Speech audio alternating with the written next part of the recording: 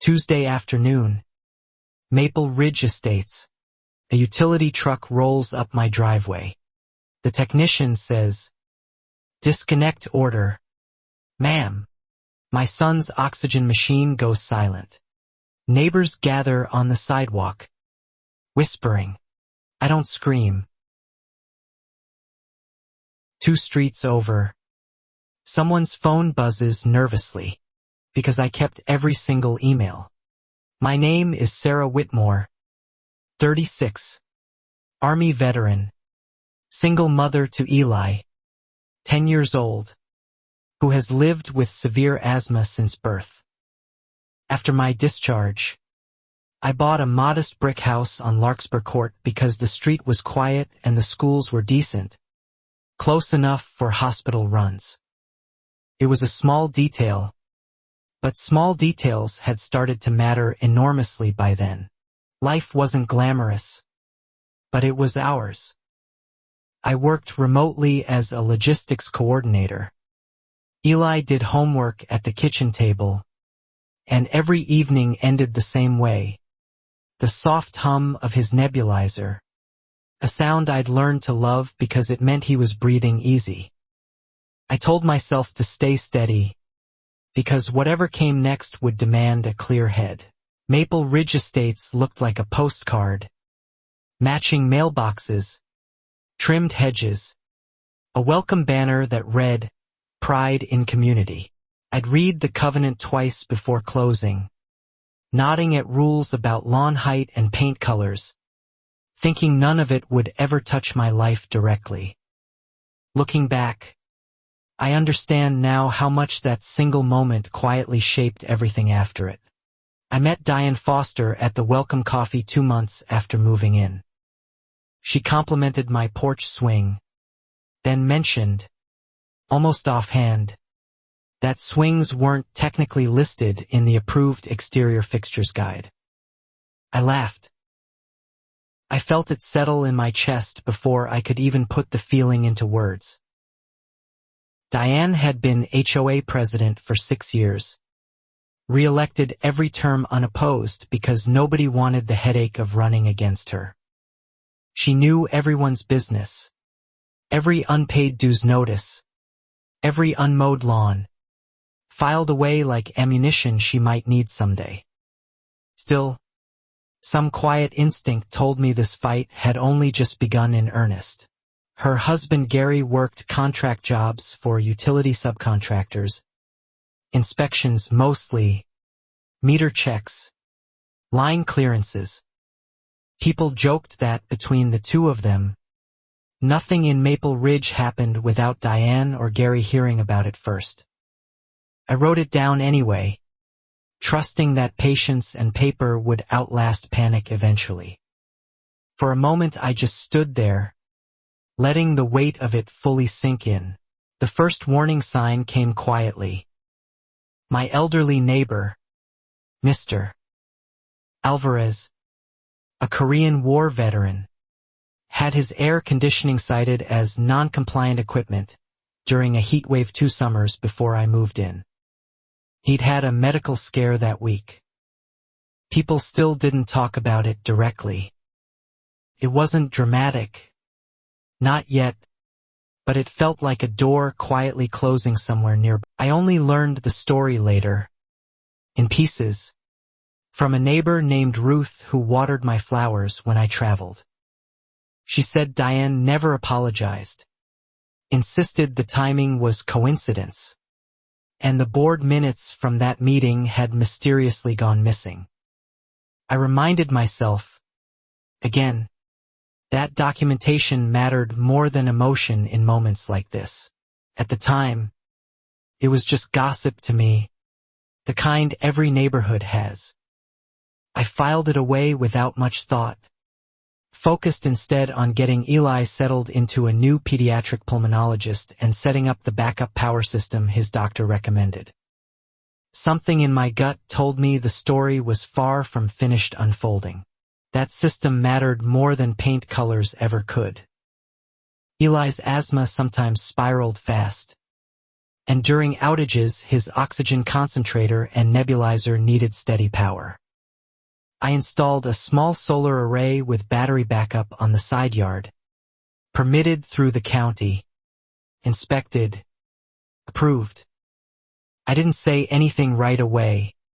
Just filed it carefully away for later use. I submitted the HOA architectural request the same week, attaching the county permit, the installer's certification, and a letter from Eli's doctor. I assumed it was a formality. Other houses had satellite dishes and pool heaters without drama. It was the kind of moment that seems small until you look back at it later. 3 weeks passed with no response.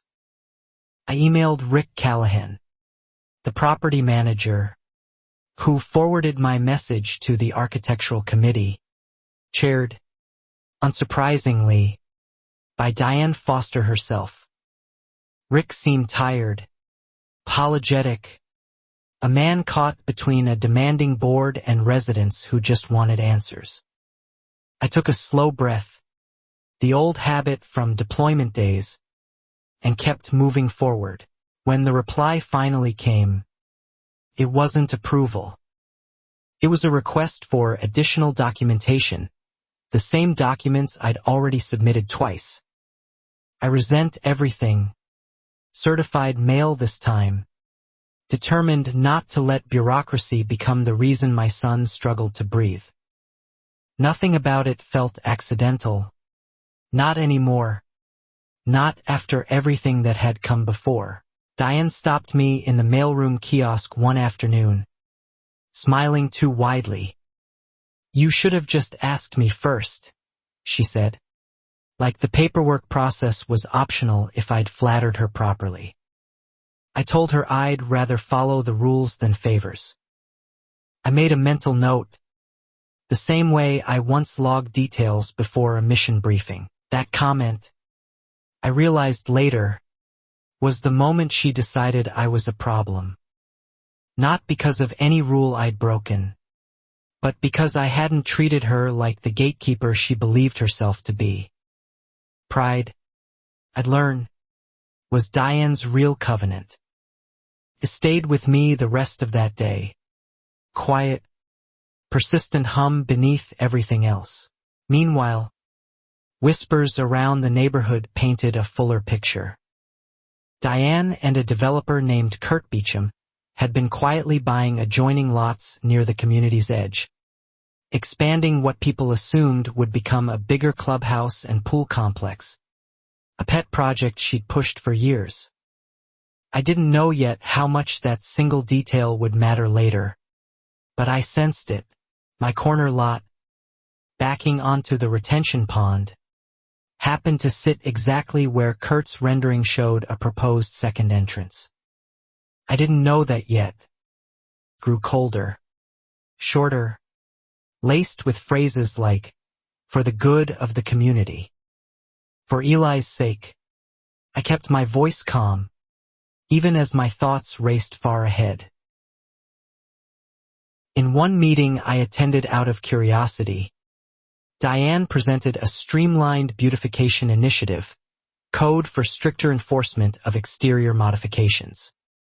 She looked directly at me while describing unauthorized equipment installations as a rising neighborhood concern. Nobody else had installed anything that year. I thought of my training then. Stay observant. Stay patient.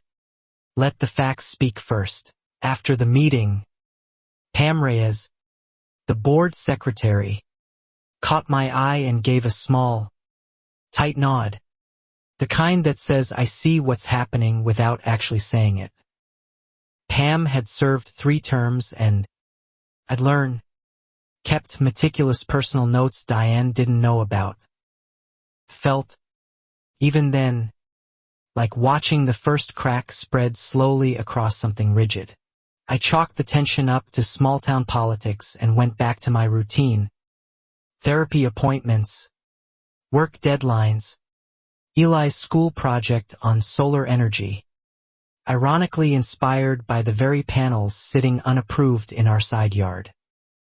I let myself feel it for exactly one breath, then went back to the work ahead.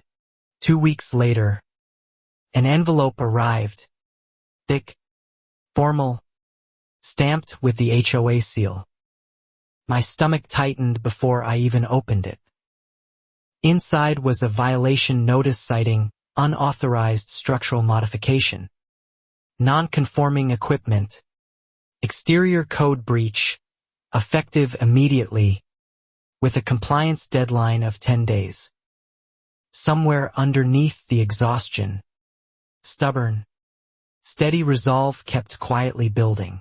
10 days to remove a medically necessary, county-permitted backup power system for my asthmatic son, based on a covenant clause Diane herself had failed to enforce against 3 other homes with similar installations.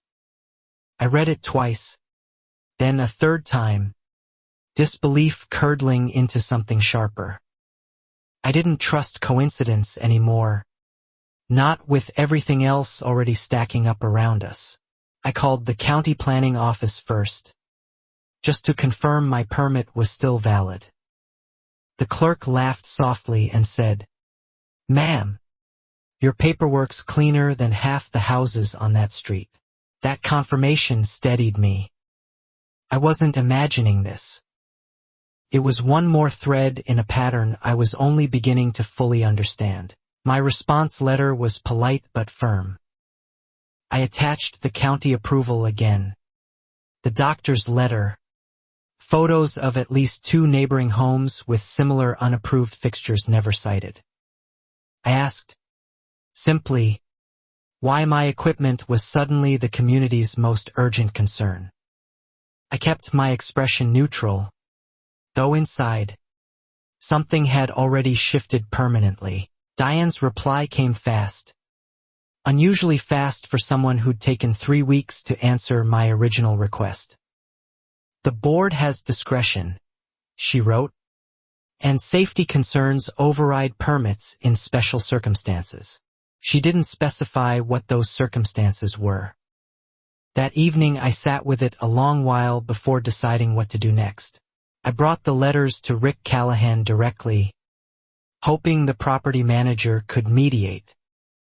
He read them at his desk, jaw tightening, and admitted quietly that he'd flagged similar inconsistencies before. "Diane runs point on enforcement," he said. "My hands are somewhat tied."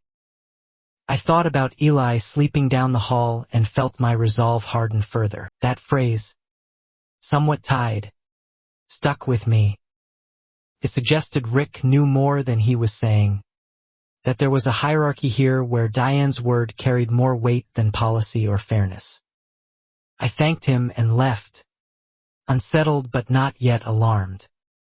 It wasn't proof of anything yet, but it was one more piece worth keeping. At Eli's next pulmonology appointment, Dr. Bennett wrote an updated medical necessity letter, more detailed, listing his diagnosis, his history of emergency room visits during outages, and explicit language stating uninterrupted power access was not optional but essential to his health and safety. I could feel the shape of the larger story starting to come into focus. I mailed that letter certified, return receipt requested, along with a formal appeal to the full board, not just Diane. I wanted witnesses this time, a paper trail that couldn't be quietly buried the way Mr. Alvarez's minutes apparently had been years before.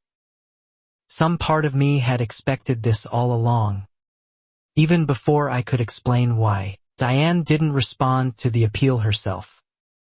Instead, a generic HOA email arrived stating the matter would be reviewed at the next scheduled meeting, conveniently 3 weeks away, well past my original 10-day compliance deadline. The clock, it seemed, only ran one direction. It was a small detail, but small details had started to matter enormously by then. Posted, carefully and factually, in the community Facebook group, asking if anyone else had faced sudden equipment violations despite county permits.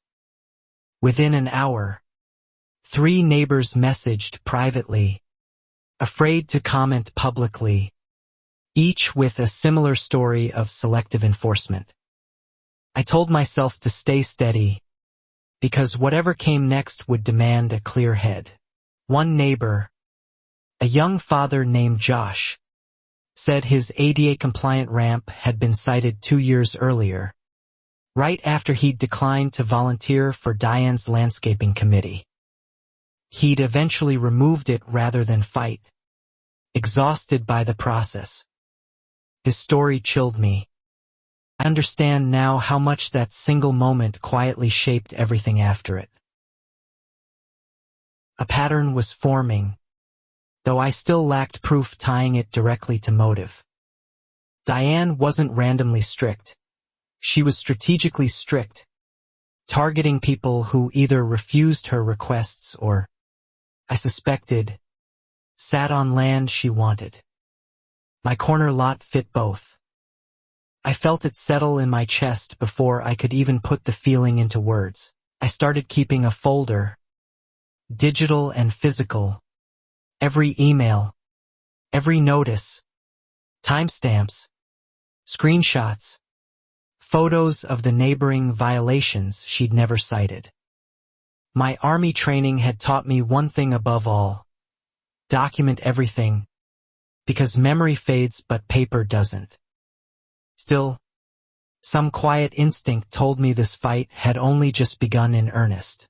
At the rescheduled meeting, I stood and calmly presented my case. The permits, the medical letters, the photographs of comparable equipment left uncited on other properties. Several neighbors nodded along. Diane's expression stayed pleasant. Unreadable, the smile of someone confident she still controlled the room.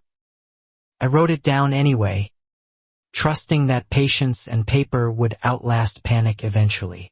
"The board appreciates your passion," she said afterward. Voice syrup sweet. "But rules exist for a reason." She moved to table the vote indefinitely, citing further legal review needed, a phrase that effectively meant nothing would change while my compliance deadline kept ticking. For a moment I just stood there, letting the weight of it fully sink in. Pam Reyes, the secretary, spoke up unexpectedly, noting for the record that 2 other homes had similar equipment with no citations issued. Diane cut her off smoothly, thanking her for raising concerns before redirecting to the next agenda item. Pam's jaw tightened visibly. It wasn't dramatic, not yet, but it felt like a door quietly closing somewhere nearby. Walking to my car afterward, Pam caught up with me in the parking lot. "I've been keeping my own notes for years," she said quietly. Things don't add up on her end. I just haven't had a reason to dig deeper. Maybe now I do. Again, that documentation mattered more than emotion in moments like this. I thanked her, cautious but grateful, and gave her my number. Allies were rare in this fight, and I sensed Pam wasn't acting from friendship alone. Something about Diane's pattern had been bothering her long before I arrived on Larkspur Court. Something in my gut told me the story was far from finished unfolding. That night, Eli had a rough episode, wheezing hard after a humid afternoon outside. I ran the nebulizer, watched the numbers on his little monitor climb back to safe, and felt the full weight of what losing power, even briefly, could mean for him. I didn't say anything right away, just filed it carefully away for later use. I emailed DR, asking for an emergency letter I could hand-deliver to the county in case the HOA escalated further. She replied within the hour, attaching a stronger statement. Interruption of power to Eli's equipment posed significant risk of respiratory crisis. It was the kind of moment that seems small until you look back at it later. I filed a copy with the county, another with a local legal aid clinic specializing in disability housing rights, and kept a third in my go bag, the same instinct that once had me packing supplies before deployments. Preparation, I reminded myself, wasn't paranoia. I took a slow breath, the old habit from deployment days, and kept moving forward. 2 nights later, my doorbell camera caught motion near the side yard where the solar array sat.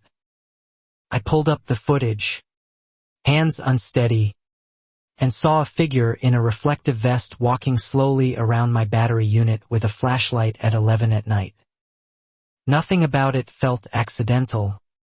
Not anymore. Not after everything that had come before. The figure lingered by the breaker box for nearly 4 minutes before walking off toward a parked truck I didn't recognize. No license plate visible in the dark footage. Just taillights disappearing down Larkspur Court. I saved the clip in 3 separate places immediately. I made a mental note, the same way I once logged details before a mission briefing.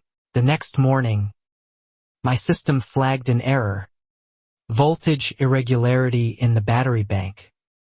Nothing catastrophic, but enough that the installer recommended a diagnostic visit. When the technician arrived, he found a loose connection at the meter tie-in, unusual for equipment he'd installed himself months earlier. It stayed with me the rest of that day. Quiet, persistent hum beneath everything else. "Someone's been in here," he said flatly, showing me scuff marks on the panel casing that hadn't existed at installation. He photographed everything for his own liability records and told me, off the record, that tampering with a permitted system carried real legal consequences. I didn't know yet how much that single detail would matter later, but I sensed it. I filed a police report that afternoon, more for documentation than expectation of a quick resolution. The responding officer took my doorbell footage, noted the technician's photos, and said the case would be logged as suspicious activity pending further evidence. For Eli's sake, I kept my voice calm, even as my thoughts raced far ahead. Diane, coincidentally, emailed me that same evening, an updated violation notice, now citing electrical safety hazard reported by a concerned resident, a fresh justification stacked atop the original architectural complaint. The timing sat wrong in my stomach like spoiled food. I thought of my training then. Stay observant. Stay patient. Let the facts speak first. I asked, in writing, who the concerned resident was, citing my right under the covenant's own transparency clause to know the source of formal complaints against my property. The response was vague. Reporter confidentiality is protected under board policy. No such policy existed in writing. Felt, even then, like watching the first crack spread slowly across something rigid. Pam confirmed as much when I called her. "There's no confidentiality clause in our bylaws," she said. "I've read them front to back. She's making that up as she goes." Her voice carried the frustration of someone watching rules bend for one person's convenience. I let myself feel it for exactly 1 breath, then went back to the work ahead. I brought the tampering evidence, the police report number, and Diane's contradictory citations to Rick Callahan, hoping the property manager would finally push back on his employer's overreach. He looked genuinely rattled this time, promising to raise it formally with the board's attorney. Somewhere underneath the exhaustion, stubborn, steady resolve kept quietly building. 2 days passed with silence. Then Rick called. voice lower than usual, saying he'd been instructed to let the board's legal counsel handle communications going forward. I recognized the sound of a man being quietly sidelined from his own job. I didn't trust coincidence anymore, not with everything else already stacking up around us. I reached out to the legal aid clinic again, this time speaking with an attorney named Marisol Cruz, who specialized in disability discrimination and HOA overreach cases. She reviewed my file and said plainly, "This looks less like a paperwork dispute and more like retaliation." It was one more thread in a pattern I was only beginning to fully understand. Marisol explained that under fair housing law, denying reasonable accommodations for a disabled resident, especially a child with a documented medical condition, could constitute discrimination, regardless of what the HOA covenant technically allowed. That single sentence reframed everything I'd been fighting. I kept my expression neutral, though inside, something had already shifted permanently. I wasn't just battling a stubborn board over aesthetics anymore. I was potentially facing a civil rights violation dressed up in polite meeting minutes and formal letterhead. Marisol agreed to send a formal accommodation demand letter on my behalf, buying time and leverage. That evening I sat with it a long while before deciding what to do next. The letter went out on a Thursday. By Monday, Diane had scheduled an emergency special session of the board. Unusual timing that suggested she'd received the letter and wanted to control the narrative before residents could organize around it themselves. I thought about Eli sleeping down the hall and felt my resolve harden further. I attended, Marisol's letter in hand, alongside Josh from the ramp incident and two other neighbors who'd quietly reached out after my Facebook post. For the first time, I wasn't standing alone in that meeting room, and I could see it unsettled Diane slightly. It wasn't proof of anything yet, but it was one more piece worth keeping. She opened the session by reading a statement about unity and community standards, carefully avoiding any direct mention of the accommodation letter, disability law, or the tampering report sitting in a police file with her husband's contracting company vaguely connected to it. I could feel the shape of the larger story starting to come into focus. When I asked directly whether the board had received legal correspondence regarding fair housing accommodations, Diane's composure flickered, just for a second, before she said the matter was under review by counsel and couldn't be discussed publicly. Pam wrote something quickly in her notebook. Some part of me had expected this all along, even before I could explain why. After the meeting, Josh admitted he'd heard through a mutual acquaintance that Gary Foster's subcontracting company held a maintenance contract with the same utility provider servicing our street, a detail that hadn't seemed relevant before, but now felt uncomfortably close to home. It was a small detail, but small details had started to matter enormously by then. I searched public business filings that night and found it confirmed. Foster Line Services, registered to Gary Foster, held a standing contract for residential meter inspections in our county, the exact kind of access someone would need to flag or fabricate an electrical hazard report. I told myself to stay steady, because whatever came next would demand a clear head.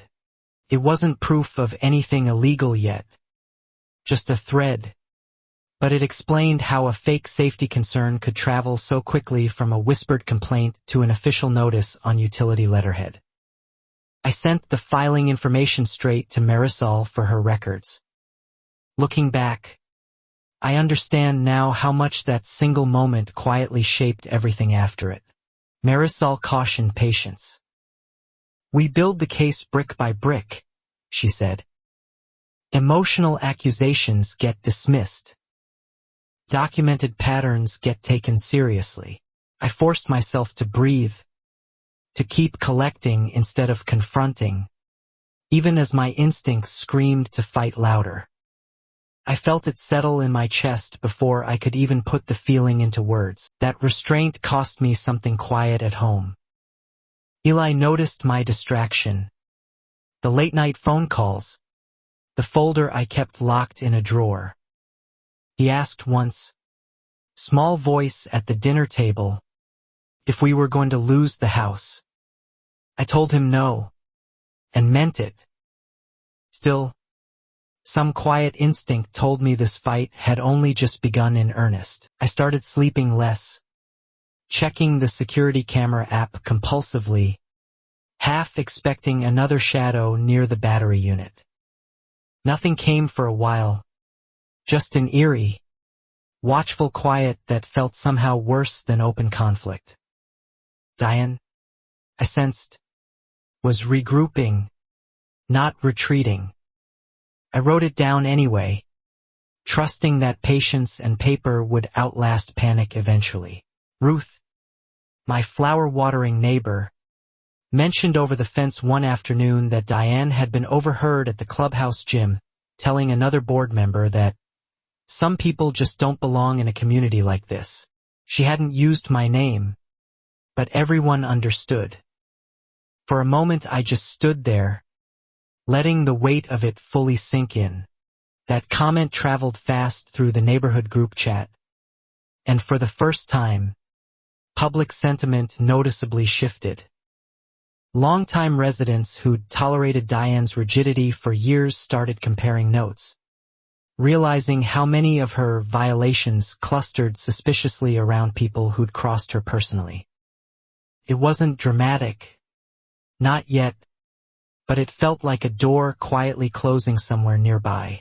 Diane responded to the growing murmur with a mass email praising the vast majority of residents who follow guidelines respectfully, a thinly veiled jab meant to isolate me as the troublemaker rather than the target.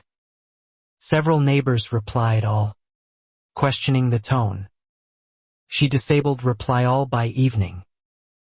I reminded myself, again, that documentation mattered more than emotion in moments like this. I filed my formal accommodation appeal with the County Fair Housing Office the next morning, attaching everything, Dr.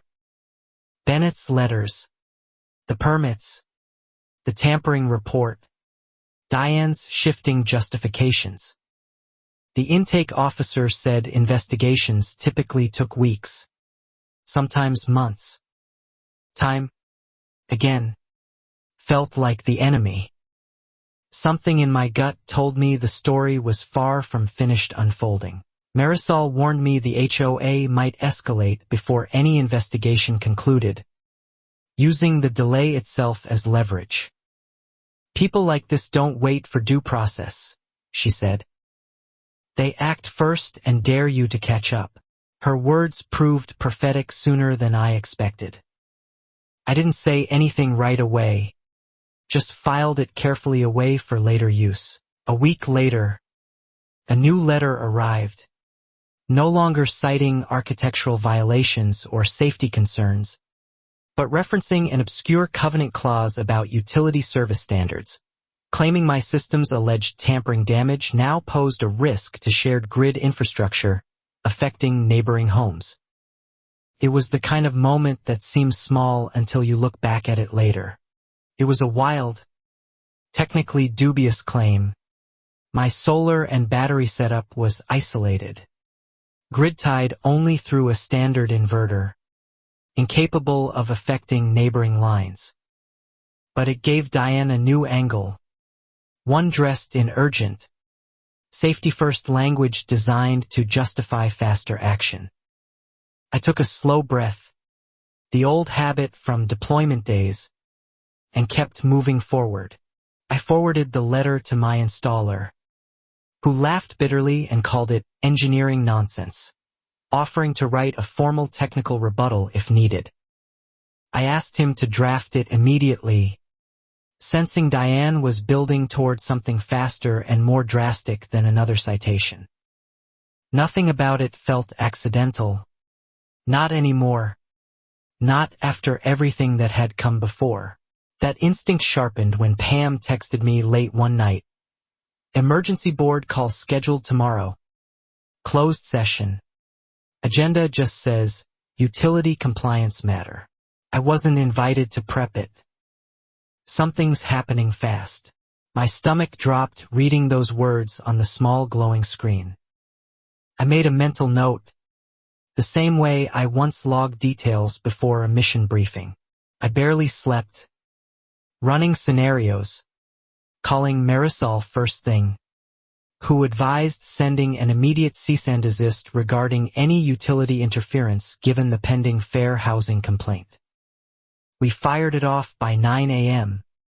hoping paperwork could outrun whatever Diane was quietly arranging behind closed doors. It stayed with me the rest of that day.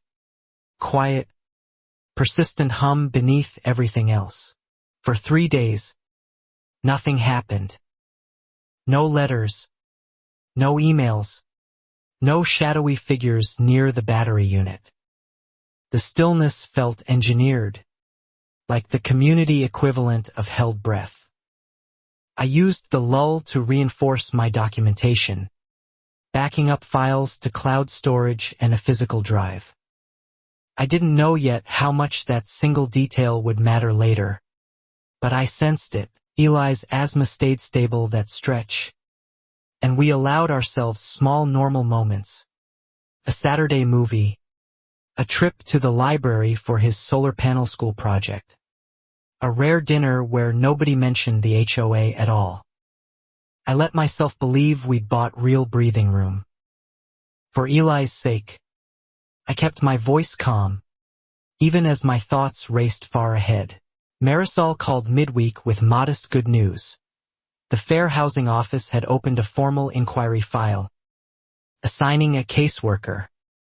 It wasn't a resolution, but it was momentum, an official record now existing outside Diane's control. Immune to quiet burial in missing meeting minutes.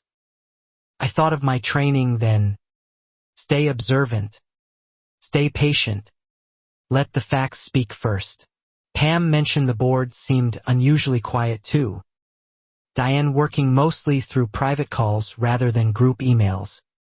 A shift from her usual paper trail habit. She's being careful now, Pam said. Which honestly scares me more than when she was careless. Felt, even then, like watching the first crack spread slowly across something rigid. I took Eli fishing at the retention pond behind our house one evening. Just the two of us, watching the water go gold at sunset. For a moment, none of it, the letters, the tampering, the fear, touched us. He asked if Diane was a bad guy or just confused. I let myself feel it for exactly one breath, then went back to the work ahead. I told him some people convince themselves they're always right, and that makes it easy to justify almost anything. He nodded slowly, the way kids do when they understand more than adults expect, and asked if we could still keep his sun panels. I promised we would. Exhaustion. Stubborn. Steady resolve kept quietly building. Josh stopped by that weekend with his wife, bringing over a casserole and an update. He'd found 2 more neighbors with similar violation stories after Diane crossed them personally. One over a political yard sign, another over declining an invitation to her book club. I didn't trust coincidence anymore, not with everything else already stacking up around us. A pattern this consistent stopped feeling like coincidence and started feeling like a system. Deliberate, personal, and largely unchecked because most people simply complied rather than fight. I began to understand why Mr.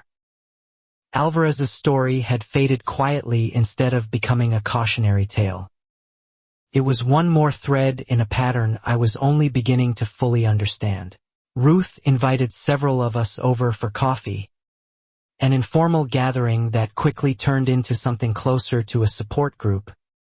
Neighbors comparing timelines, screenshots, and citations, realizing collectively how deep Diane's pattern ran across nearly a decade of unopposed leadership. I kept my expression neutral, though inside, something had already shifted permanently. Someone mentioned Kurt Beecham's name for the first time in my presence. The developer supposedly eyeing land near the retention pond for expansion. I hadn't connected him to my own lot yet, but the mention lodged itself in my memory like a splinter. That evening I sat with it a long while before deciding what to do next. That night I searched county property records and found something startling. An application filed 8 months earlier for a preliminary site plan review, listing an expanded clubhouse and secondary entrance, positioned almost exactly across the parcels including mine and 2 neighboring lots. I thought about Eli sleeping down the hall and felt my resolve harden further. My hands went cold reading it. This had never been about a solar panel or a safety hazard. It was about land. My land, sitting inconveniently in the footprint of someone else's expansion plan, with Diane serving as the convenient gatekeeper clearing obstacles along the way. It wasn't proof of anything yet, but it was one more piece worth keeping. I sent the filing straight to Marisol, who read it twice before calling me back. "This changes the entire shape of our case," she said. "Motive isn't required legally, but it destroys any argument this was ever really about rule enforcement." The quiet lull was over. I could feel the shape of the larger story starting to come into focus. The following Monday, an official-looking notice appeared taped to my front door instead of mailed. Unusual and, I'd later learn, a violation of the HOA's own delivery procedures. It announced a service interruption review, scheduled with the utility provider within the week. Some part of me had expected this all along, even before I could explain why. I called the utility company directly, spending 40 minutes on hold before reaching a representative who confirmed a third-party safety flag had been submitted regarding my meter, filed by a licensed inspector under contract with the county. Foster Line Services, Gary Foster's company. It was a small detail, but small details had started to matter enormously by then. There it was, no longer a suspicion, but a documented filing tying Diane's husband directly to the mechanism threatening my son's medical equipment. I asked for a copy of the inspection report and was told it would take 5 business days to process the formal request. I told myself to stay steady, because whatever came next would demand a clear head. Marisol filed an emergency request the same afternoon, citing the pending fair housing investigation and Eli's medical necessity, asking the utility to pause any disconnection pending review of the inspection's validity. Felt, finally, like we were fighting with something other than hope. Looking back, I understand now how much that single moment quietly shaped everything after it. The utility representative, sympathetic but bound by procedure, said pending flags typically triggered a mandatory safety hold within 10 days regardless of appeals. Standard protocol for anything labeled a hazard, even one that hadn't been independently verified by a second inspector. I felt it settle in my chest before I could even put the feeling into words. 10 days. Echoing the original compliance deadline Diane had issued months earlier. I started a countdown in my head without meaning to, each morning waking with the math already running before my eyes fully opened. Still, some quiet instinct told me this fight had only just begun in earnest. I contacted Eli's school, explaining the situation quietly to his nurse, arranging a plan in case power was ever cut suddenly, a battery-charged travel nebulizer, an emergency inhaler supply, a list of nearby hospitals should things turn urgent faster than paperwork could move. I wrote it down anyway, trusting that patience and paper would outlast panic eventually. DR. Alarmed by the timeline, wrote directly to the utility company herself. A physician's letter stating explicitly that any interruption to residential power at my address could constitute an immediate, foreseeable risk to a minor's life. Language stronger than anything sent before. For a moment I just stood there, letting the weight of it fully sink in.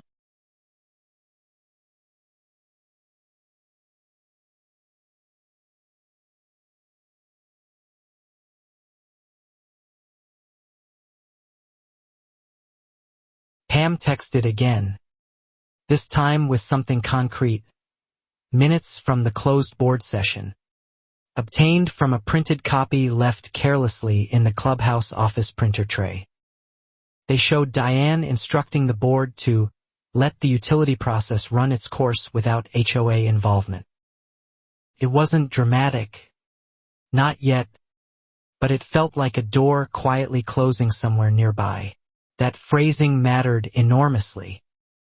It meant Diane wanted plausible deniability, positioning the HOA as a passive bystander to a utility decision she had, in fact, engineered through her husband's inspection contract. Marisol called it consciousness of guilt the moment she read the transcript. I reminded myself, again, that documentation mattered more than emotion in moments like this. I forwarded everything to the county fair housing caseworker, who confirmed the investigation would now expand to include utility interference allegations, an unusual but not unprecedented move given the documented overlap between board leadership and the inspecting contractor's household. Something in my gut told me the story was far from finished unfolding. Word of the closed session minutes spread through the neighborhood faster than Diane could contain it. Several residents who'd previously stayed silent began messaging Pam directly, offering their own stories, their own screenshots, a slow tide turning against a decade of quiet compliance.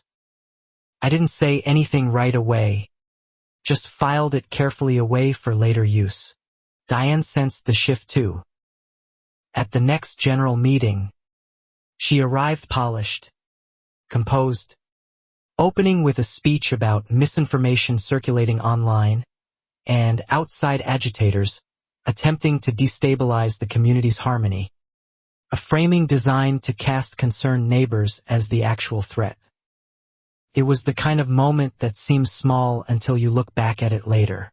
I stood when public comment opened, voice steady despite my racing pulse, and read a timeline aloud. Permit approval, unexplained delays, tampering evidence, the utility filing under her husband's company, the developer's site plan overlapping my property. The room went silent. I took a slow breath, the old habit from deployment days, and kept moving forward. Diane's face tightened almost imperceptibly, a crack in the practice calm she'd maintained for years.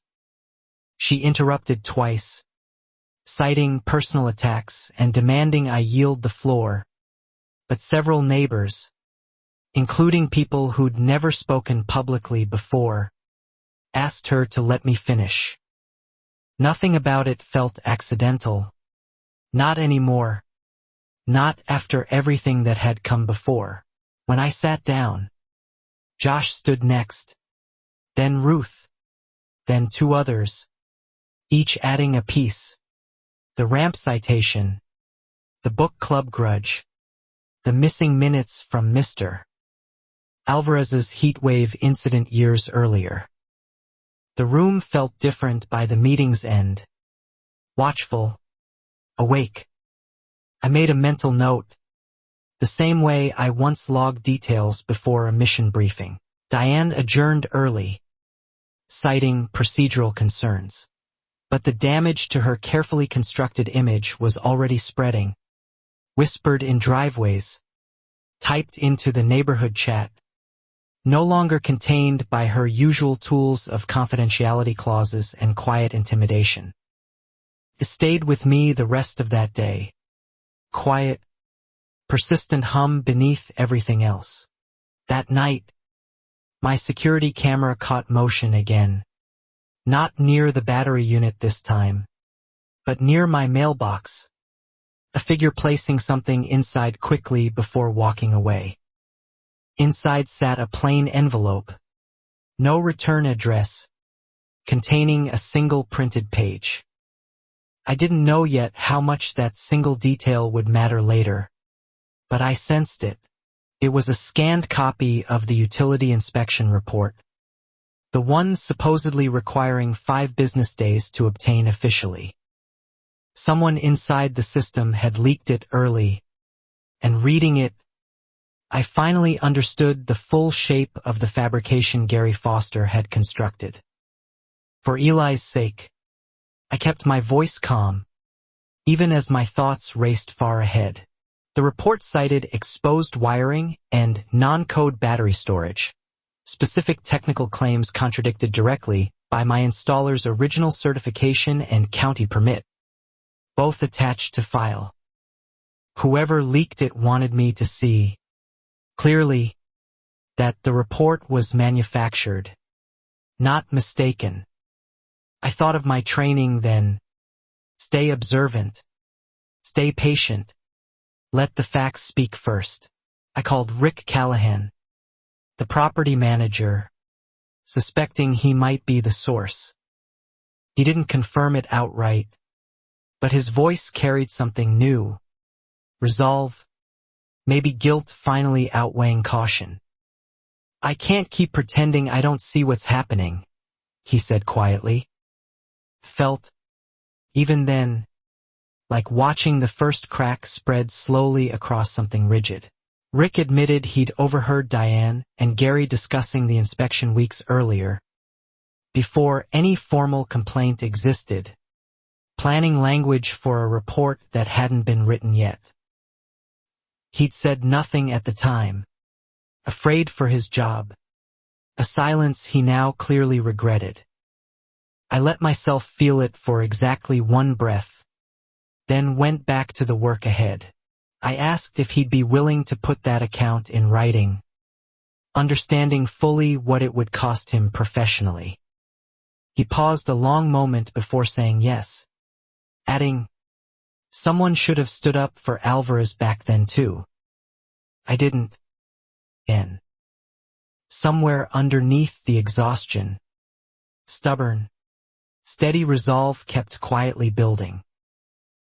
Marisol treated Rick's statement as a turning point, corroborating testimony connecting Diane directly to a fabricated safety report before it was ever filed, transforming our case from circumstantial pattern to something closer to provable conspiracy between HOA leadership and a contracted inspector.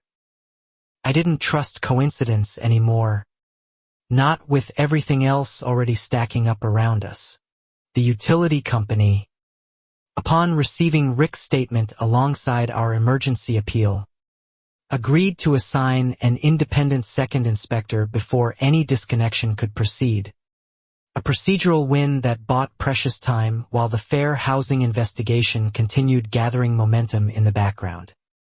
It was one more thread in a pattern I was only beginning to fully understand. Diane, apparently unaware the leaked report and Rick's statement had already reached the utility and the county, pushed forward publicly, sending a community-wide letter praising swift action to protect neighborhood safety standards, language clearly aimed at getting ahead of a story she didn't yet know had already turned.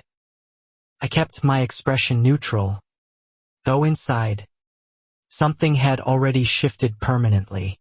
Kurt Beecham's name surfaced again, this time in a leaked text thread Pam obtained from another board member frustrated with being kept in the dark, showing Diane promising Kurt, the lot situation will be resolved before the site plan hearing next quarter.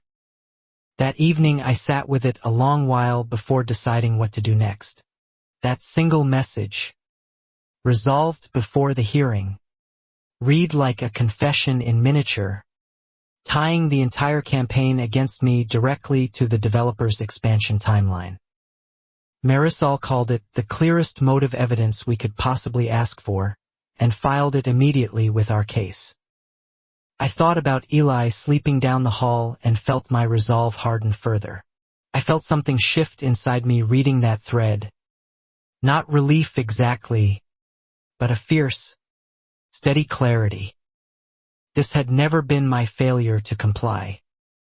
It was someone else's plan to remove an inconvenient homeowner, and I refused to be resolved out of my own life.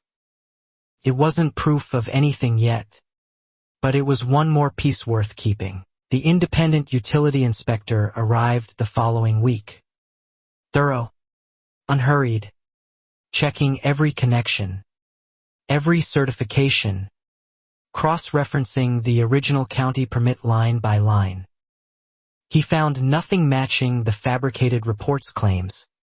No exposed wiring, no code violations, only a properly installed system.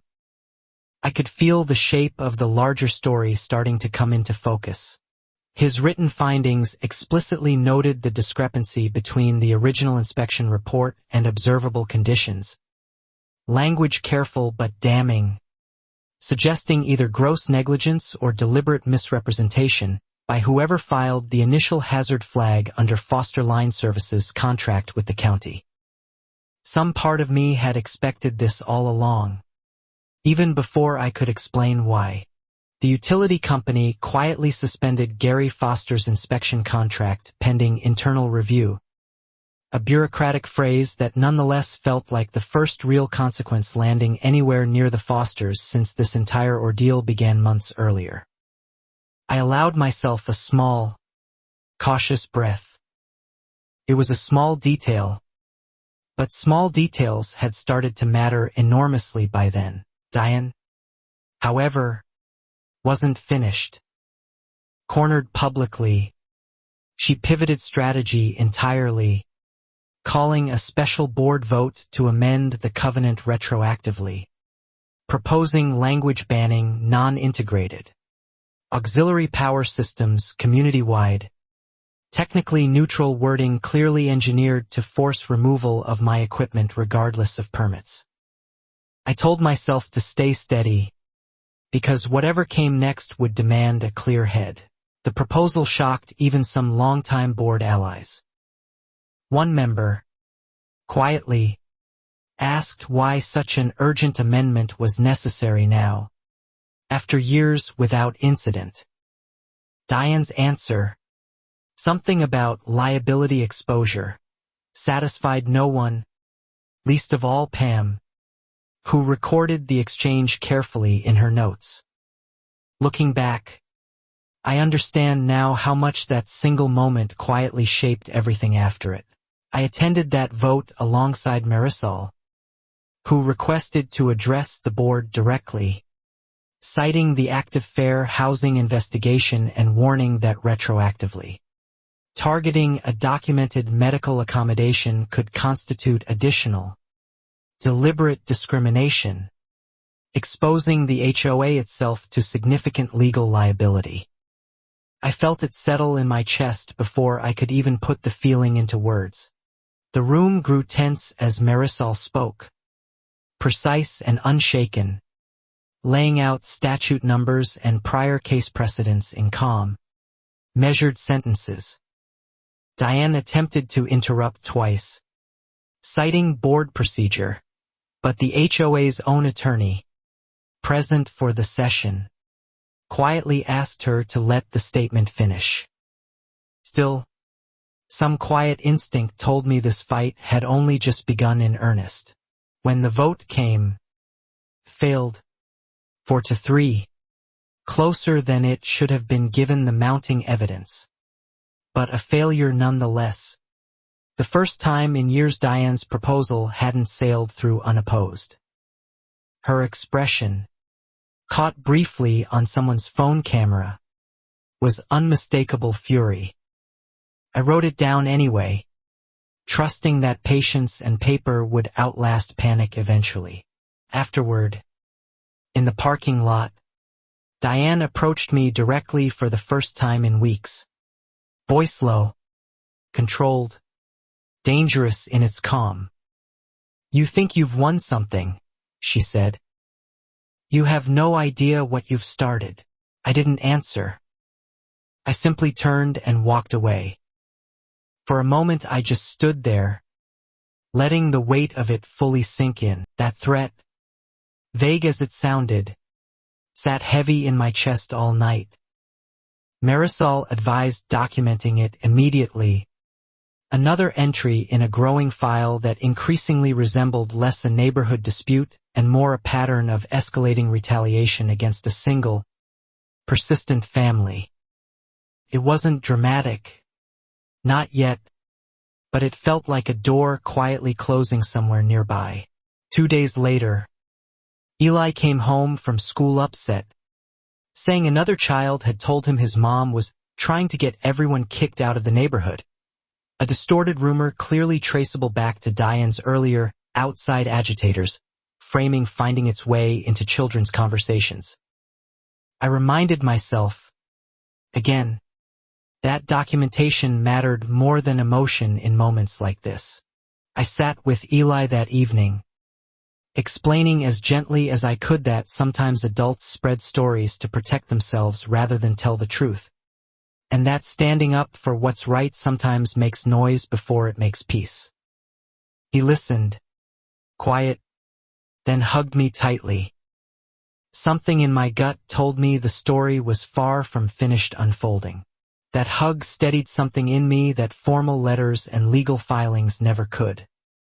Whatever came next, I reminded myself, I wasn't fighting for a solar panel or a covenant clause anymore. I was fighting so my son never learned that silence was safer than truth.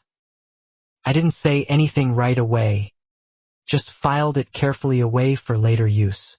Rick Callahan resigned from his property management position the following week, citing irreconcilable differences with current board leadership, a diplomatic phrase for a much larger truth. Before leaving, he handed Marisol a formal signed affidavit detailing everything he'd witnessed and overheard involving Diane and Gary. It was the kind of moment that seems small until you look back at it later. The affidavit included dates, approximate quotes, and reference to a physical planning binder Diane kept in the management office. One Rick said contained notes on multiple residents, violation strategies, and what looked disturbingly like a target list organized by property location relative to Kurt Beecham's expansion plans. I took a slow breath, the old habit from deployment days, and kept moving forward. Marisol moved quickly, subpoenaing HOA records through the Fair Housing Investigations Expanded Authority, specifically requesting any physical or digital planning documents referenced in Rick's affidavit. The request landed on Diane's desk with a formality that finally seemed to rattle her composure completely. Nothing about it felt accidental. Not anymore. Not after everything that had come before. Word spread that Diane had hired her own attorney. A sign. Marisol noted that she finally understood the scope of exposure building against her. People only lawyer up personally, Marisol said, when they know the organization's defense won't be enough to cover them. I made a mental note, the same way I once logged details before a mission briefing. The neighborhood, meanwhile, kept shifting.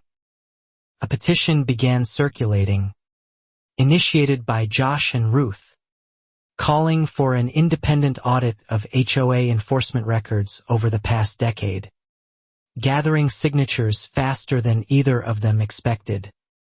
Momentum finally outpacing Diane's ability to control the story. It stayed with me the rest of that day. Quiet, persistent hum beneath everything else. Diane's response was immediate and reckless. She called an emergency meeting, bypassing normal notice procedures, and announced, without board consultation. A new compliance grace period termination, effectively declaring my system in violation immediately, with utility disconnection to follow within 72 hours regardless of pending investigations. I didn't know yet how much that single detail would matter later, but I sensed it. It was a stunning overreach, procedurally invalid on multiple fronts. But Diane seemed past caring about procedure entirely, operating now from something closer to panic than strategy. Marisol called it the mistake we'd been waiting for. A decision so aggressive it would be nearly impossible to defend later. For Eli's sake, I kept my voice calm, even as my thoughts raced far ahead. We filed emergency motions everywhere simultaneously. The Fair Housing Office, the utility company's appeals line, even a direct call to the county attorney's office, flagging Diane's announcement as retaliatory action taken in direct violation of an active federal housing investigation. I thought of my training then. Stay observant. Stay patient. Let the facts speak first. The utility company, still reeling from the fabricated inspection scandal involving Gary Foster's suspended contract, initially hesitated to comply with Diane's disconnection demand at all. But internal miscommunication, a scheduling error later revealed, allowed the original disconnection order to slip through regardless. Felt, even then, like watching the first crack spread slowly across something rigid. That's how, on a Tuesday afternoon 3 days later, a utility truck rolled up my driveway anyway. Technicians following outdated paperwork nobody had properly rescinded, while Eli's oxygen concentrator sat plugged into an outlet about to go dark despite every legal safeguard we'd built. I let myself feel it for exactly one breath, then went back to the work ahead. I didn't scream at the technicians. I recognized quickly they were following orders. Not villains in this story. Simply workers caught in someone else's manufactured crisis. I asked them to wait exactly 5 minutes while I made one phone call, and they agreed.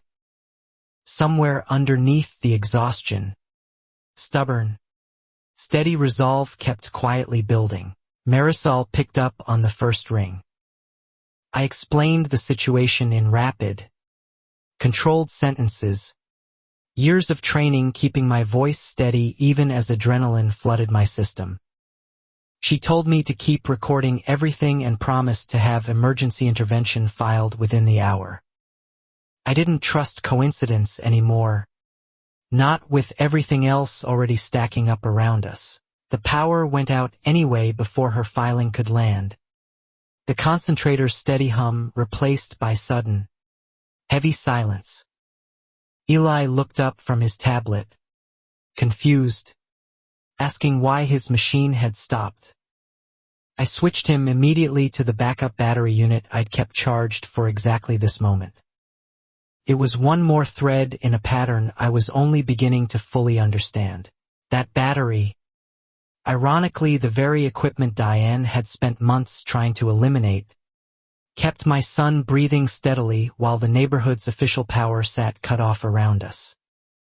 I photographed the disconnected meter, the idle truck, the timestamp, adding one more entry to a case now impossible to dismiss. I kept my expression neutral, though inside, something had already shifted permanently. Neighbors gathered on the sidewalk within minutes, drawn by the utility truck's presence, whispering, some recording on their own phones. I saw Ruth's hand fly to her mouth. I saw Josh already dialing someone, probably a reporter contact he'd mentioned once at Pam's coffee gathering. That evening I sat with it a long while before deciding what to do next. I stayed calm outward, focused on Eli, on the battery levels, on the practice checklist DR. Bennett had helped me build months earlier for exactly this scenario. Inside, though, something had shifted permanently. A line crossed that no amount of future apology could ever fully erase. I thought about Eli sleeping down the hall and felt my resolve harden further. Marisol called back within 20 minutes, voice tight with controlled urgency. The emergency motion had been filed, and a judge had agreed to an expedited emergency hearing the following morning, citing immediate, documented risk to a minor's health as sufficient grounds to bypass normal scheduling. It wasn't proof of anything yet, but it was one more piece worth keeping. That night, running entirely on backup battery power, I sat beside Eli's bed listening to his breathing. Steady, thankfully steady, and let myself finally cry. Not from fear exactly, but from the sheer exhausting weight of months spent proving something that should never have needed proving. I could feel the shape of the larger story starting to come into focus. The story broke online before dawn.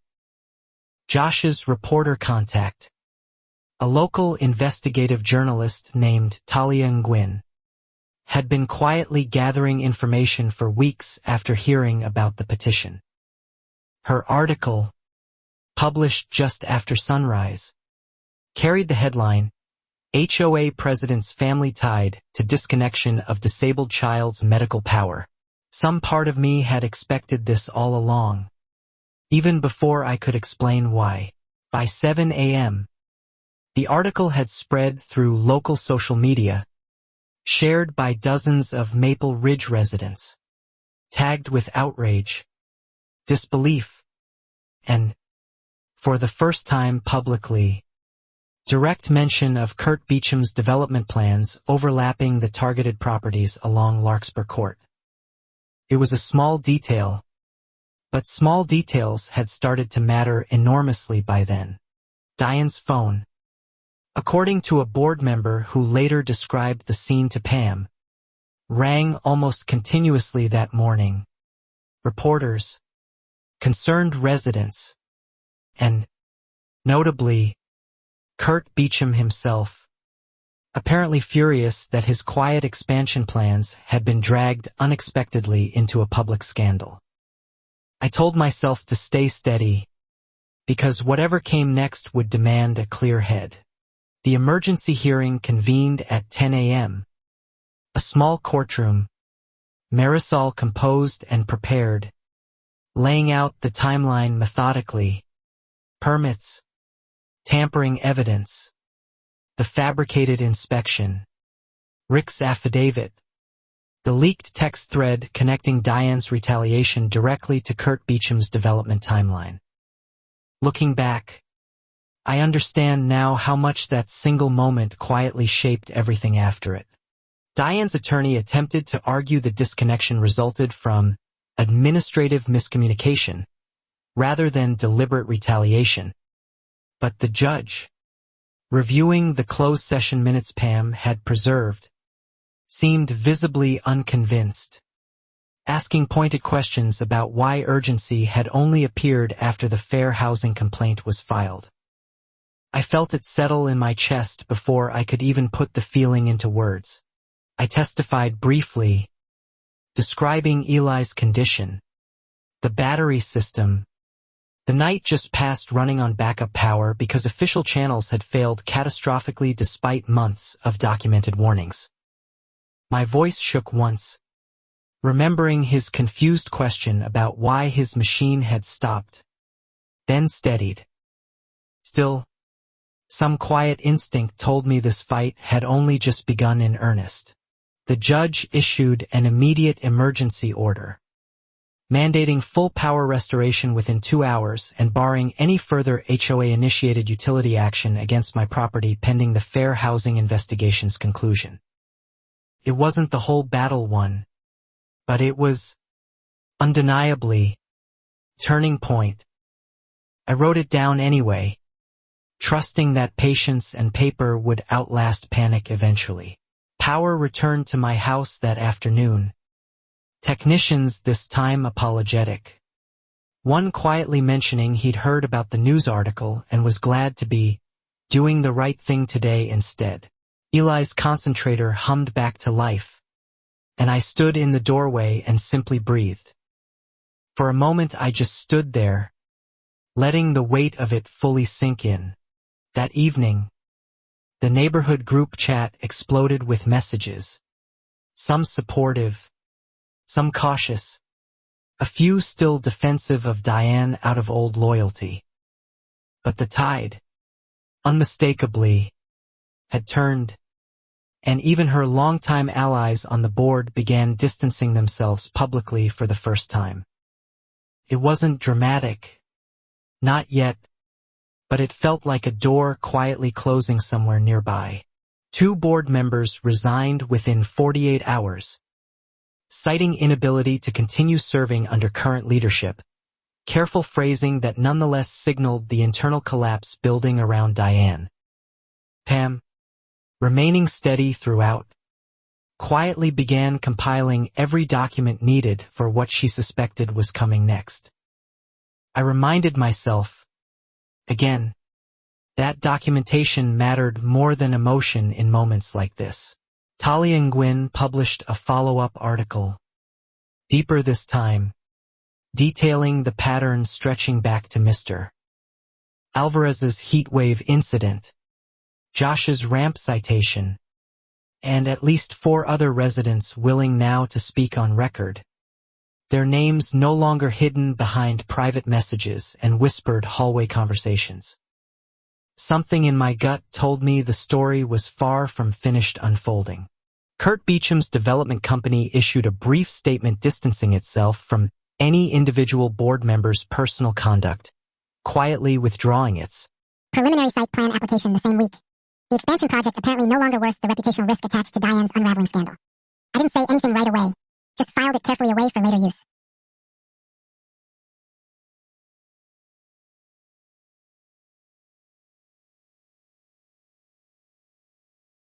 Diane, cornered on nearly every front, requested an emergency closed session board meeting of her own, reportedly hoping to negotiate a quiet resignation in exchange for the board dropping any formal misconduct referral.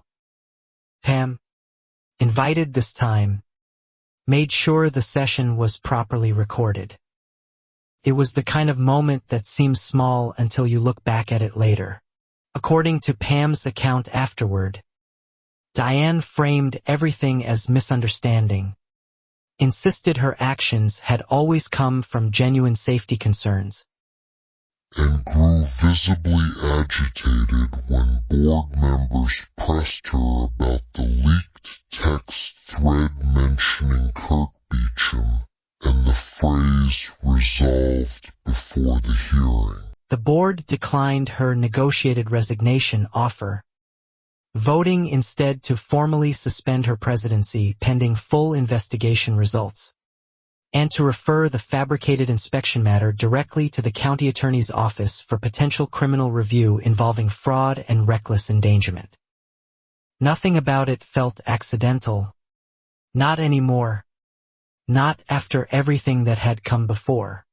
Gary Foster's utility contract was formally terminated the same week. The internal review confirming the inspection report bore no legitimate technical basis. Fabricated language matching almost verbatim, investigators noted, phrases Diane herself had used in earlier violation notices months before any inspection occurred. I made a mental note, the same way I once logged details before a mission briefing. I received a call from the county attorney's investigator, a measured, thorough woman named Detective Reyes, unrelated to Pam despite the shared surname, who walked me through the criminal referral process, explaining charges under consideration included fraud, reckless endangerment, and potential elder abuse tied to Mr. Alvarez's older incident. It stayed with me the rest of that day. Quiet, persistent hum beneath everything else. Learning the Alvarez case might finally receive scrutiny after years buried in missing minutes felt like something clicking into place. Not just my own fight, but a debt owed to a quiet veteran who'd endured this pattern alone. Without a Marisol, without a Talia, without allies. I didn't know yet how much that single detail would matter later, but I sensed it. I reached out to Mr. Time, introducing myself properly over coffee on his porch. He listened to everything, nodding slowly, then said quietly that he'd always suspected what happened wasn't coincidence, but had lacked the strength, after his stroke, to fight it alone.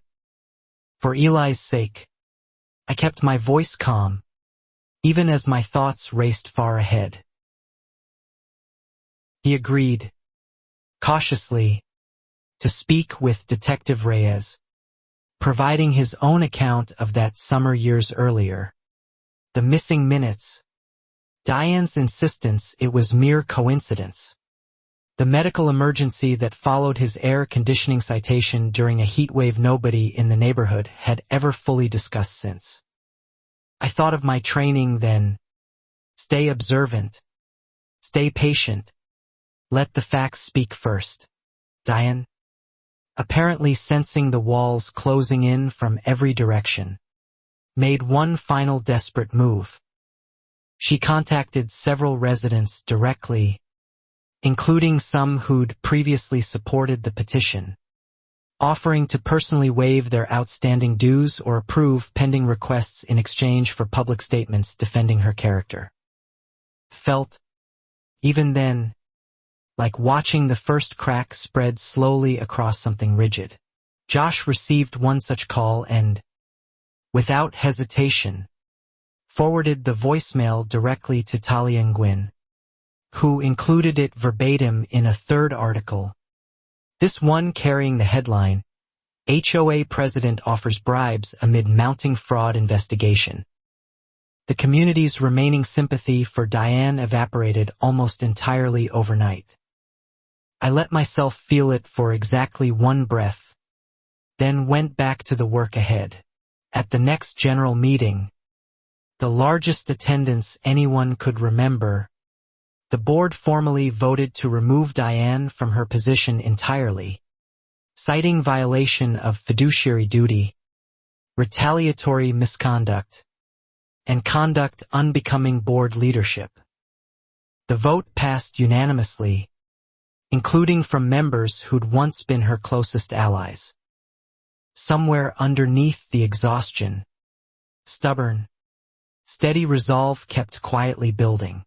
I sat in that meeting watching years of unchecked authority finally meet consequence, and felt something complicated, not triumph exactly, more like exhausted relief, the particular weight of finally being believed after months of feeling like a lone voice against an entire institutional apparatus. I didn't trust coincidence anymore, not with everything else already stacking up around us. Detective Reyes called 2 weeks later with an update. The county attorney's office had formally filed charges against Diane and Gary Foster. Fraud related to the fabricated inspection report, and against Diane individually, retaliation and interference with a protected fair housing accommodation. Felony counts in both instances. It was one more thread in a pattern I was only beginning to fully understand. News of the arrest warrant spread through Maple Ridge within hours. Neighbors gathering in small clusters on sidewalks. The same sidewalks where a utility truck had once idled outside my house, now buzzing with an entirely different kind of disbelief. Quieter, more reflective. I kept my expression neutral, though inside, something had already shifted permanently. Diane's own attorney reportedly advised her to accept a plea arrangement rather than risk trial, given the overwhelming documentation. Rick's affidavit, Pam's preserved minutes, the leaked text thread, Mr. Alvarez's corroborating account, and my own meticulous file spanning nearly a year of careful, patient collection. That evening I sat with it a long while before deciding what to do next. She initially refused, according to courthouse reporting from Talia, insisting she'd only ever tried to protect community standards, a defense that crumbled. Further, when investigators uncovered additional evidence, a planning binder matching Rick's description exactly, seized from the management office under warrant. I thought about Eli sleeping down the hall and felt my resolve harden further.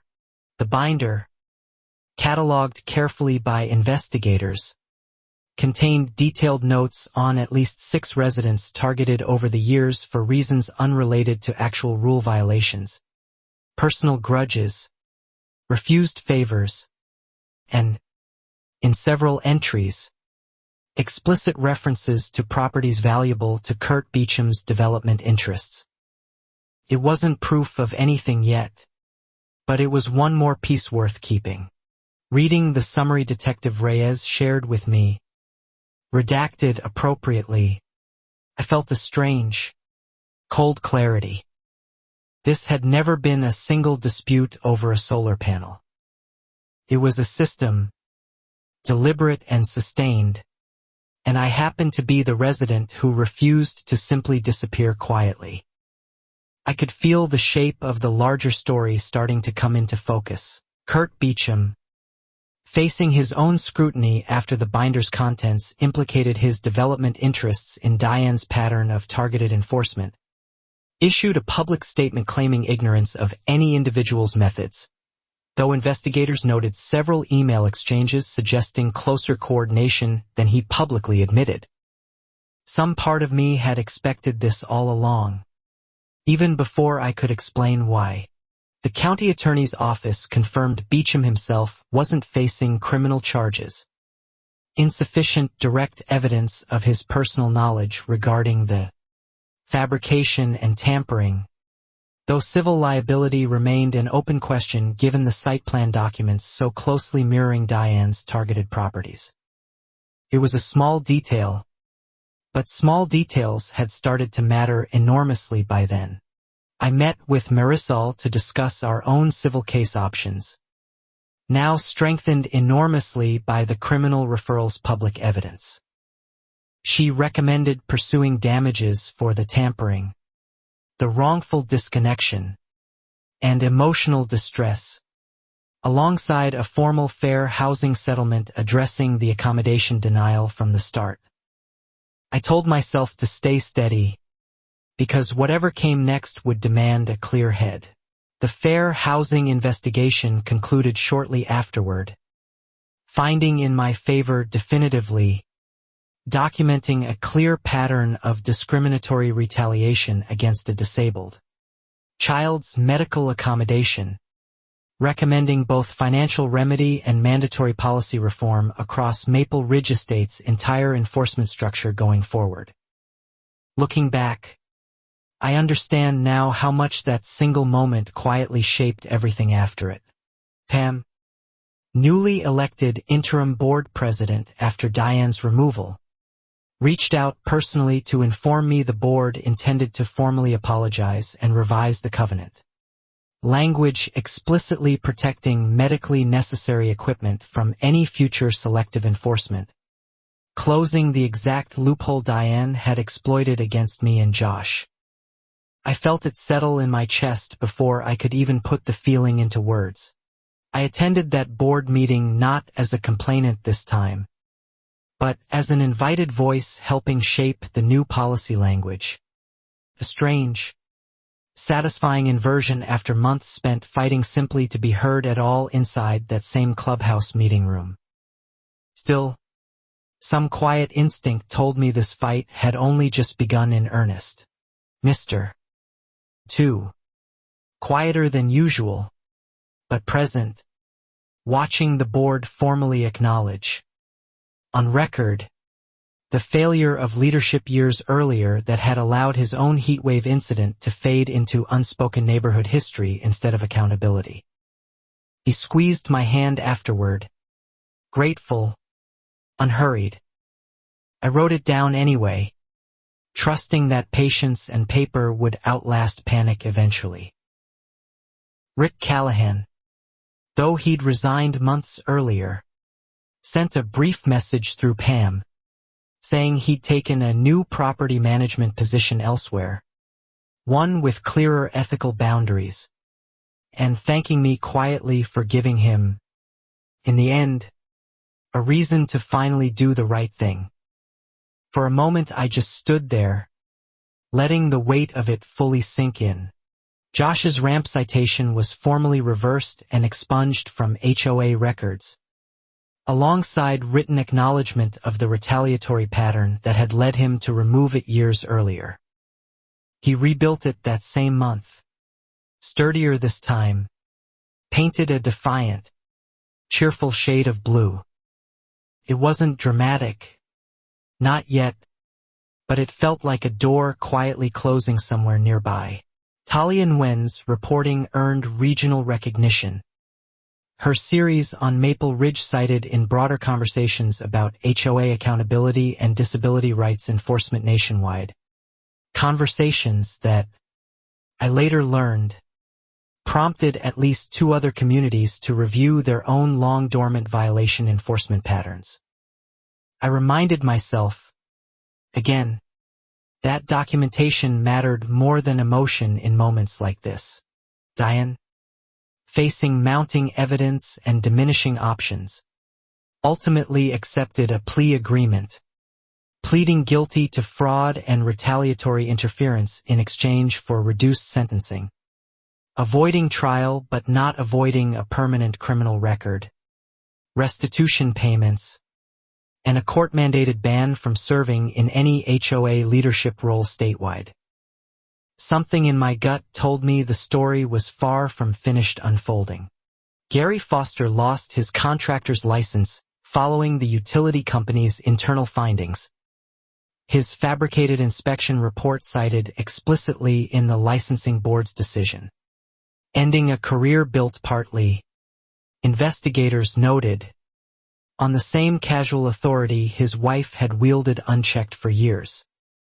I didn't say anything right away, just filed it carefully away for later use. I sat in the courtroom for sentencing, not out of vengeance exactly, but a need for closure, watching the judge read the final terms aloud. Restitution, probation, the leadership ban, community service hours specifically directed toward disability rights education within local homeowner associations statewide. It was the kind of moment that seems small until you look back at it later. Diane didn't look at me during sentencing.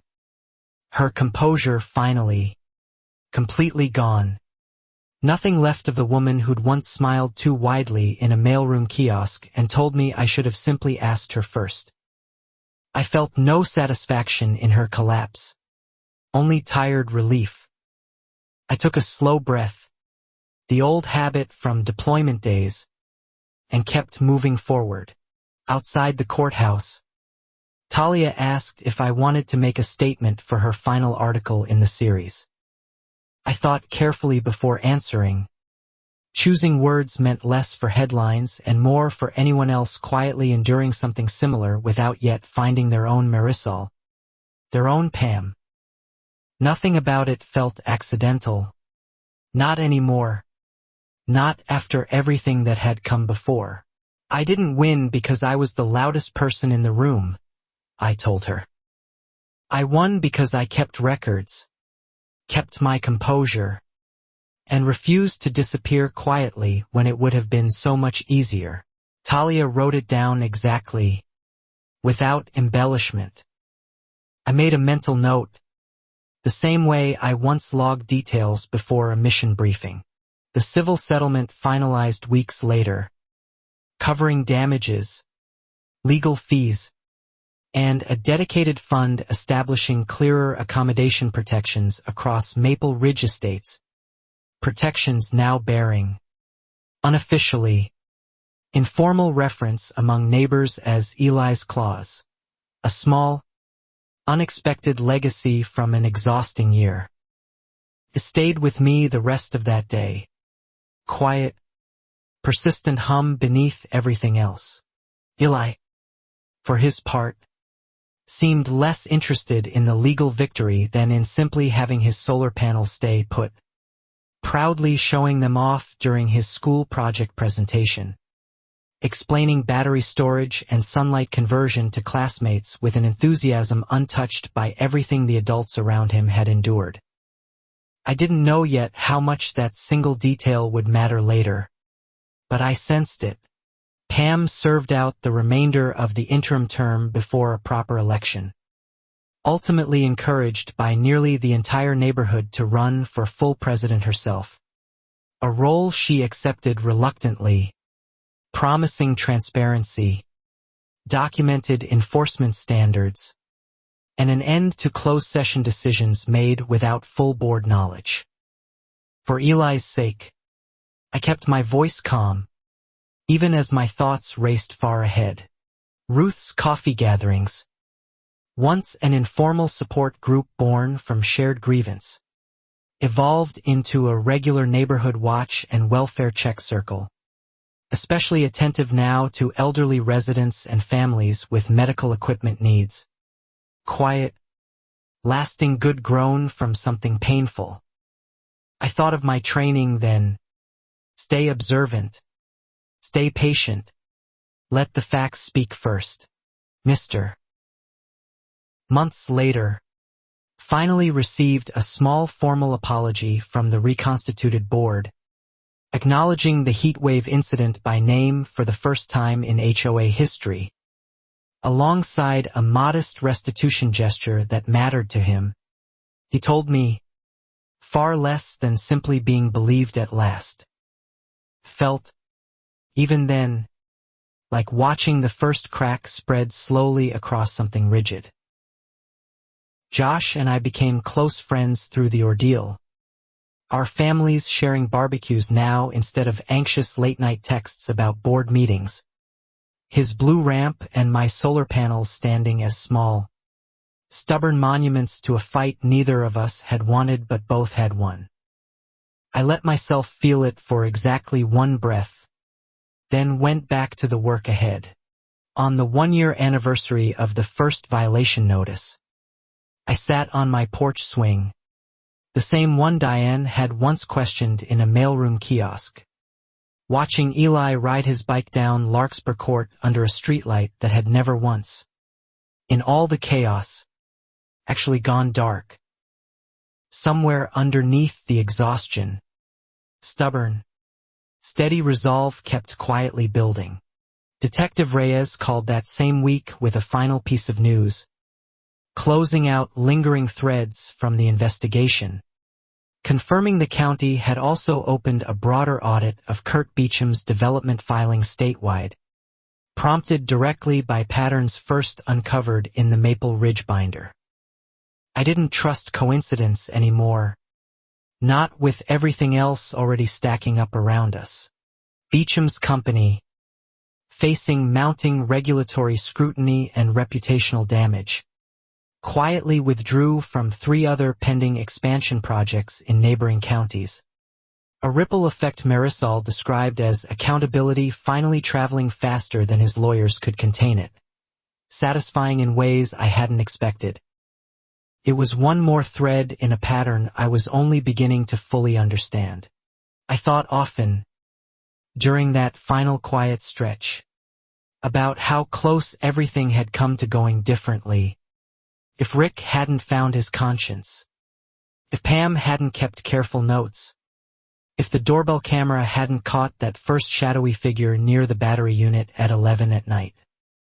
I kept my expression neutral, though inside, something had already shifted permanently. But it hadn't gone differently, and I'd learned something during the fight I hadn't expected to learn. That institutions built to protect community standards can just as easily become instruments of quiet cruelty when left unchecked. And that documentation, patience, and allies remain the sturdiest defense against both. That evening I sat with it a long while before deciding what to do next.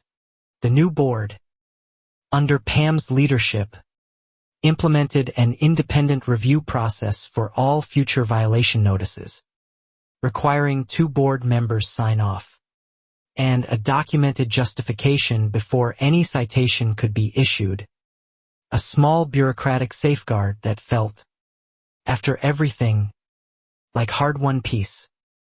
I thought about Eli sleeping down the hall and felt my resolve harden further.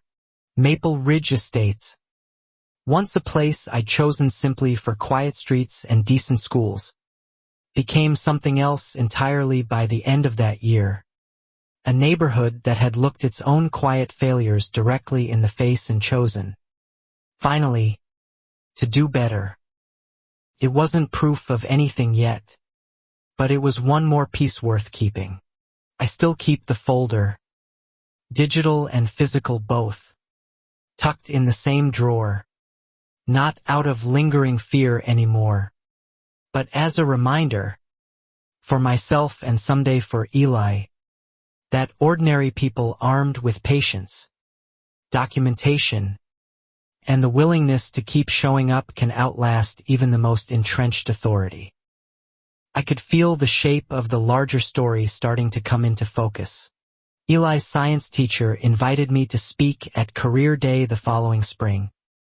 Not about the Army, though I mentioned it briefly, but about advocacy, about what it means to stand firm when the people meant to serve a community instead try to remove you from it. Some part of me had expected this all along, even before I could explain why. I told the class, mostly 10-year-olds fidgeting in their seats, that courage isn't the absence of fear. It's making the same steady choice again and again even when you're exhausted, even when the outcome feels uncertain, especially when someone smaller than you is counting on you to keep going. It was a small detail, but small details had started to matter enormously by then. Eli beamed from the back row, and afterward told me it was the best Career Day speech he'd ever heard. A biased but deeply appreciated review from my toughest, most honest critic. The reason, ultimately, none of it had ever felt optional to begin with. I told myself to stay steady, because whatever came next would demand a clear head. Diane, I heard eventually through the neighborhood grapevine, moved out of state after completing her probation terms, starting over somewhere far from Maple Ridge Estates and the reputation that now followed her name in local records and Talia Nguyen's still widely circulated article series. Looking back, I understand now how much that single moment quietly shaped everything after it. I never spoke to her again after that courthouse hallway exchange. And honestly, I never needed to. Whatever closure I required had already arrived. Not in an apology I never expected, but in the sound of Eli's nebulizer running steady every single night since. Uninterrupted, unthreatened, ordinary. I felt it settle in my chest before I could even put the feeling into words. Rick Callahan sent one last message that autumn. A photo of his new office. A small handwritten sign on his desk reading, "Document everything." A quiet nod to a lesson we'd both learned the hard way, from very different sides of the same difficult year. Still, some quiet instinct told me this fight had only just begun in earnest. Marisol and I stayed in touch long after the case closed. Occasional coffee catch-ups where she'd update me on other families she was helping, cases echoing pieces of my own. A reminder that Maple Ridge hadn't been unique. Just one visible thread in a much larger, quieter pattern. I wrote it down anyway, trusting that patience and paper would outlast panic eventually. Pam, running the HOA now with a transparency I hadn't thought possible a year earlier, Jokes sometimes that she owes me a debt for finally giving her the evidence and the courage to challenge a leadership style she'd quietly distrusted for the better part of a decade. For a moment I just stood there, letting the weight of it fully sink in. I tell her the debt runs both directions. That without her preserved minutes, her careful notes, her willingness to record an uncomfortable truth instead of looking away, my case might have stalled in the same quiet burial that swallowed Mr. Alvarez's heatwave incident years before mine. It wasn't dramatic, not yet, but it felt like a door quietly closing somewhere nearby. The retention pond behind my house still catches gold light every evening. The same water Eli and I once fished beside during that strange, held breath lull before everything accelerated toward its final confrontation. A view I appreciate now with a gratitude I hadn't fully felt before that year. I reminded myself, again, that documentation mattered more than emotion in moments like this. Sometimes new residents move onto Larkspur Court, and Ruth, unofficial neighborhood historian now, tells them gently about the fight that changed how Maple Ridge operates. Not as gossip, but as an orientation of sorts. A reminder that community standards should protect people, never punish them for existing. Something in my gut told me the story was far from finished unfolding. Josh's blue ramp remains exactly where he rebuilt it. A small stubborn landmark visible from the street. And every time I pass it walking Eli to the bus stop, I feel a quiet, steady pride, not for winning exactly, but for refusing to let quiet cruelty go unquestioned. I didn't say anything right away, just filed it carefully away for later use. Eli's asthma has improved somewhat with age. Doctors say many children grow past the worst of it, though we still keep the solar system running, the battery charged, less out of necessity now and more, I think, as a small permanent monument to everything we survived together. It was the kind of moment that seems small until you look back at it later. On quiet evenings, I sometimes reread that first violation notice, the one demanding compliance within 10 days, kept in the folder alongside everything else, not out of bitterness, but as a marker of distance traveled, from a family nearly erased by someone else's ambition, to a family that endured intact. I took a slow breath, the old habit from deployment days, and kept moving forward. I think, too, about all the residents in HOAs everywhere who face similar quiet campaigns without ever finding their own Pam, their own Marisol, their own reporter willing to dig deeper than a polite press release. And I hope, in whatever small way, our story reaches some of them. Nothing about it felt accidental. Not anymore. Not after everything that had come before. Because the truth, hard won over that long, exhausting year, is simple enough to fit in a single sentence. The same one I told Talia outside the courthouse. Power built on intimidation eventually meets someone who refuses to be intimidated.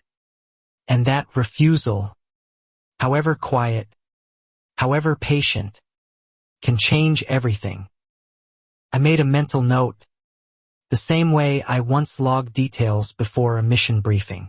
Diane once told me, in that mailroom kiosk months before any of this began, that I should have just asked her first.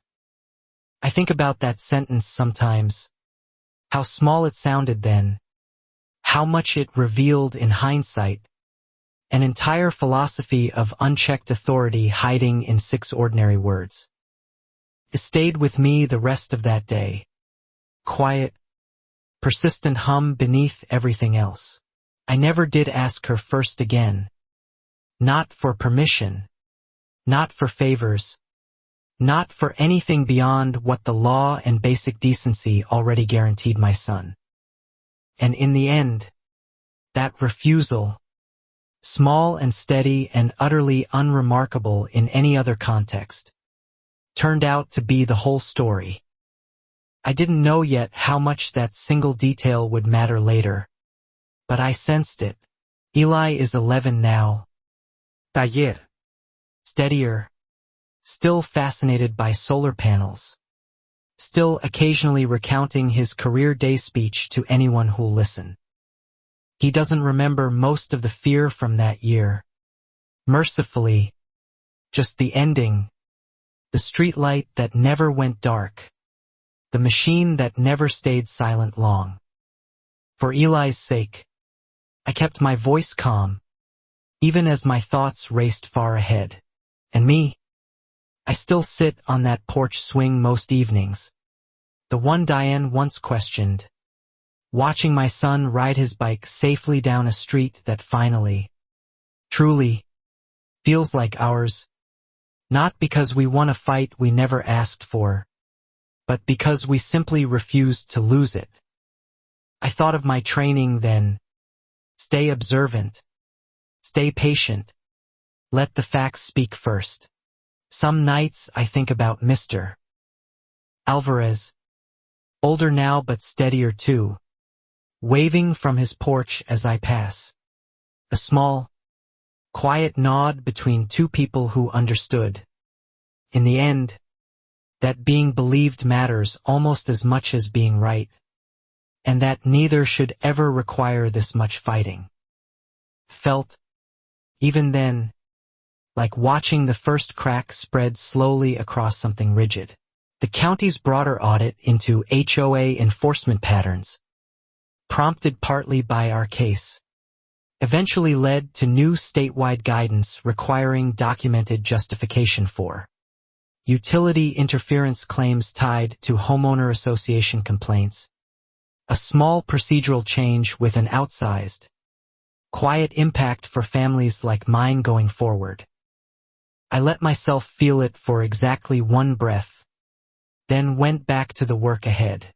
Marisol used our case as a teaching example in a legal aid training session the following year, careful to anonymize details out of respect.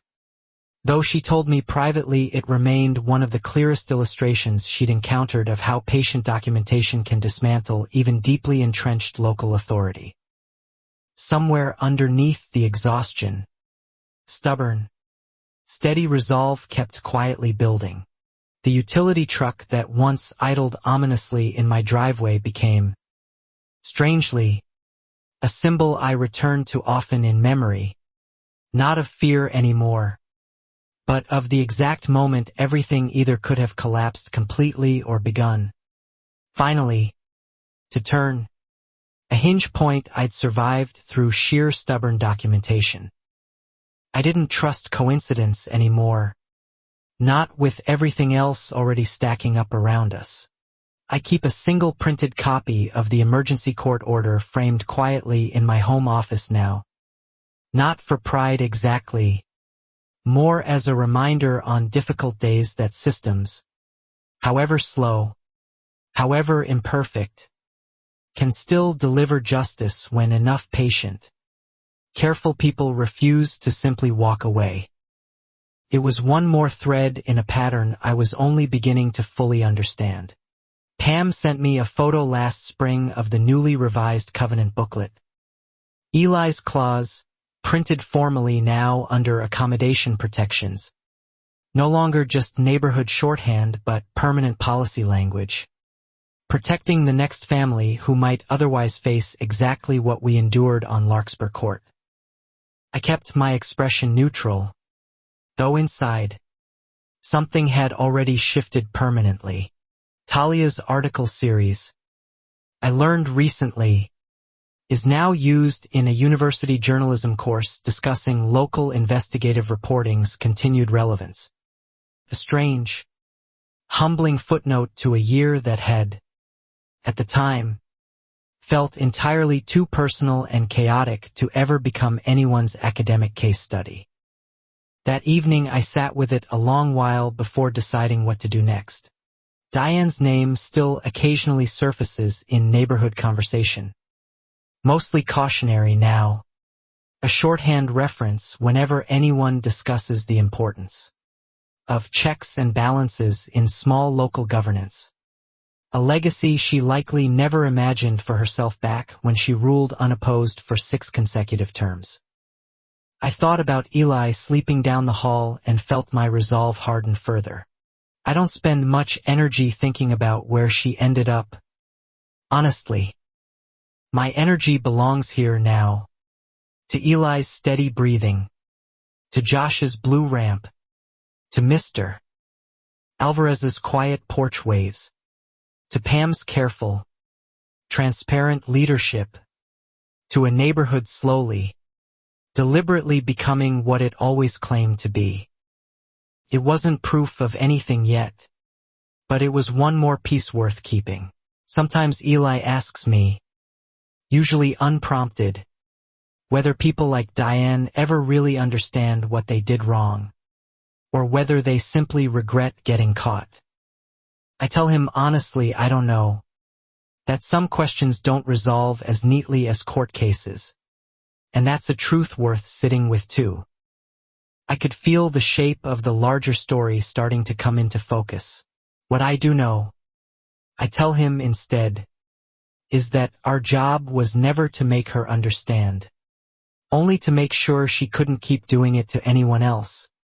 And in that, whatever her private reckoning looks like now, we absolutely, unquestionably succeeded. Some part of me had expected this all along, even before I could explain why. The battery system hums quietly in the side yard most nights. Mostly unnecessary now. Power reliable. Danger past. But I keep it maintained anyway. A small, steady presence. Proof of a fight fought and won. Standing exactly where someone once insisted it had no right to exist. It was a small detail, but small details had started to matter enormously by then.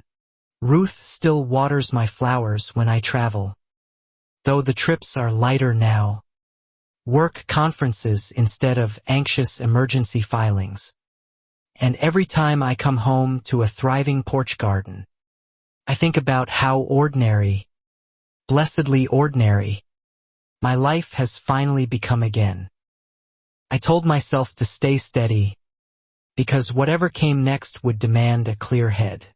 Josh's kids and Eli have grown close, riding bikes together most afternoons, and watching them, I sometimes forget entirely the exhausting machinery of citations and fabricated reports that once threatened to unravel everything, replaced now by something far simpler, safer, and infinitely more valuable, plain neighborhood peace. Looking back, I understand now how much that single moment quietly shaped everything after it. Marisol occasionally calls with updates from other cases inspired loosely by ours. Families finding their footing faster now that our documented precedent exists somewhere in the record.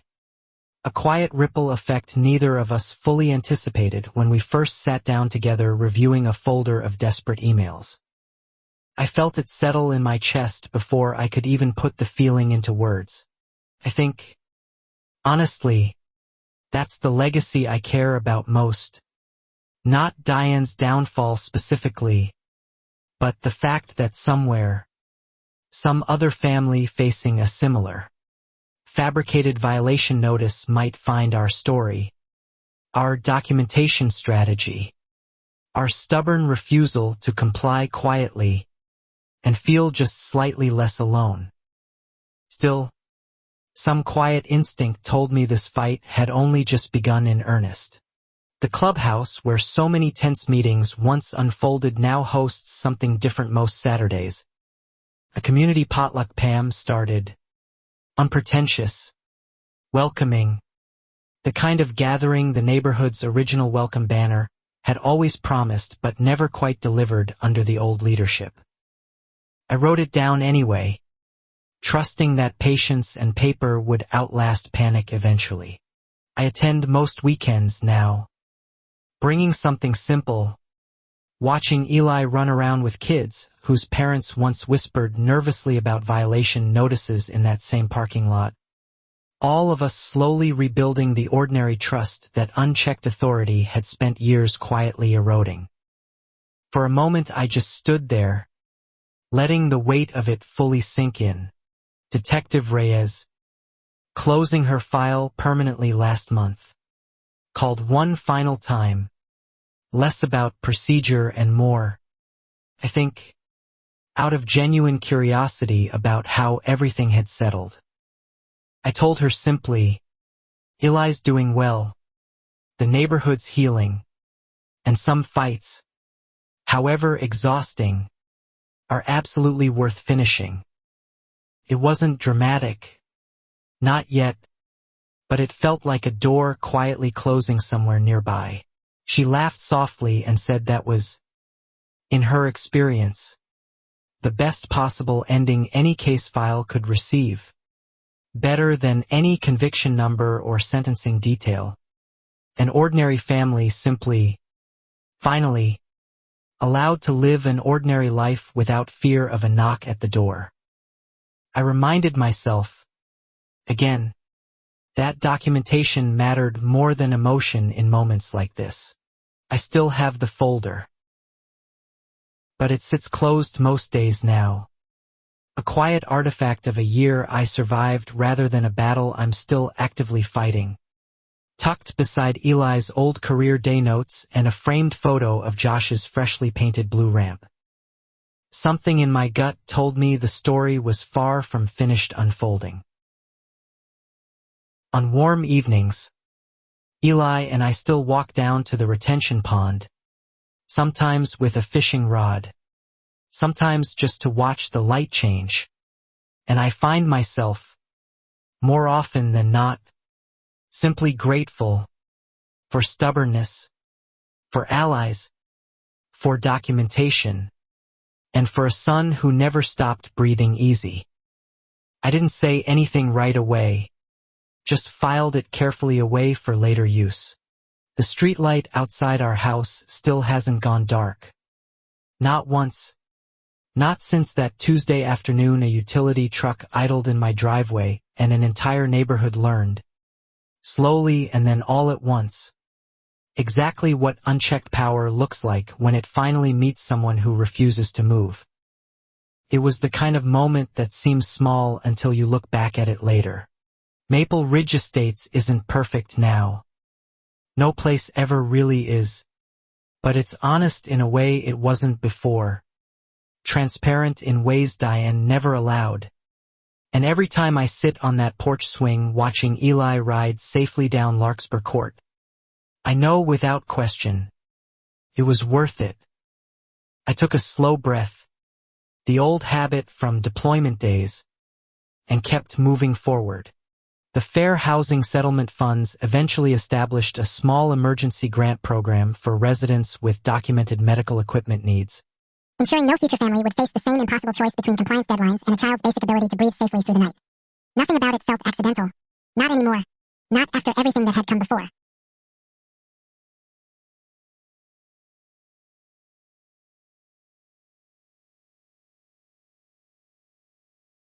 Gary Foster's revoked license and Diane's statewide leadership ban stood as lasting, formal consequences, permanent records ensuring neither could quietly repeat this pattern elsewhere. A small but meaningful safeguard extending protection beyond Maple Ridge's own borders into whatever community might have unknowingly welcomed them next. I made a mental note, the same way I once logged details before a mission briefing. Kurt Beecham's development company, still facing lingering civil questions in 2 other counties, quietly rebranded under new leadership within the year, though local watchdog groups, inspired partly by Talia's reporting, now track his projects more closely than they ever had before this scandal broke.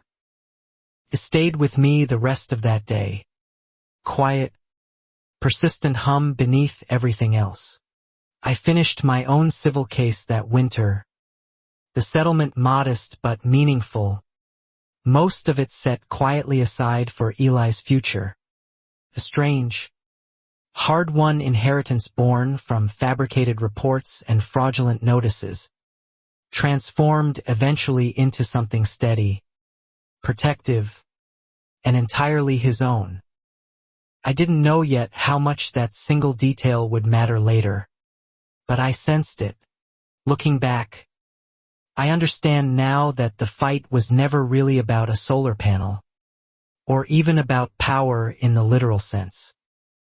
It was about whether ordinary people, without wealth or connections, could still hold institutional authority accountable when it turned cruel.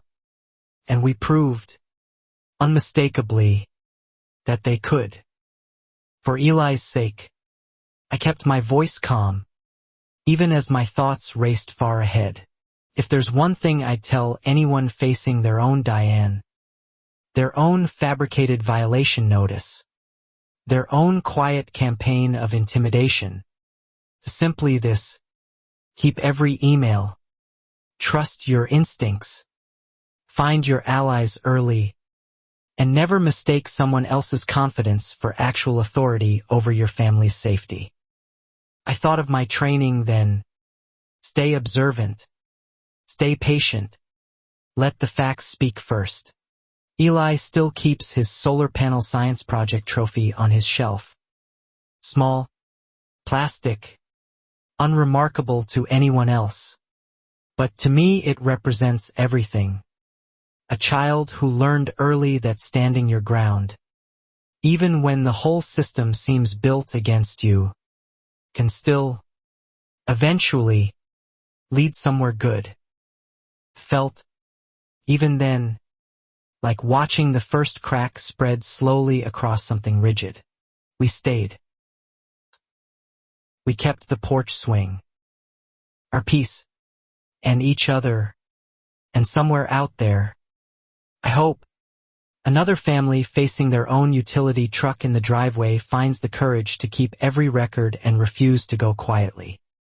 The end, I let myself feel it for exactly one breath, then went back to the work ahead.